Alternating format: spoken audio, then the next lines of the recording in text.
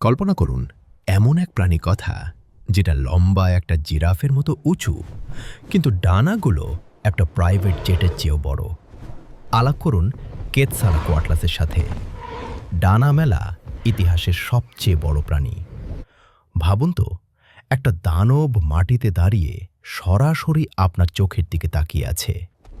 এটা শুধু উড়তই না, বরং মাঠের ওপর দিয়ে অনেকটা নরকের এক দানবীয় সারস পাখির মতো অত পেতে শিকার ধরত। চার পায়ে হেঁটে এটা নিখুঁত নিশানায় ছোট ছোট ডাইনোসর শিকার করত।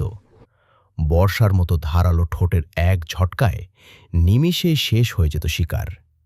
ওড়ার সময় এটা স্রেফ সাধারণ পাখির মতো লাফ দিত না, বরং নিজের পেশির প্রচণ্ড শক্তিতে বিশাল শরীরটাকে একটা ফাইটার জেটের মতো আকাশে ছুড়ে দিত।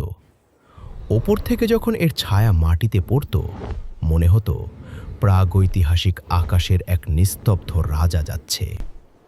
এটা স্রেফ কোনো সরীসৃপ ছিল না, এটা ছিল ৩৫ ফুট চওড়া ডানার এক জীবন্ত দুঃস্বপ্ন, মেঘের রাজ্যের একছত্র অধিপতি।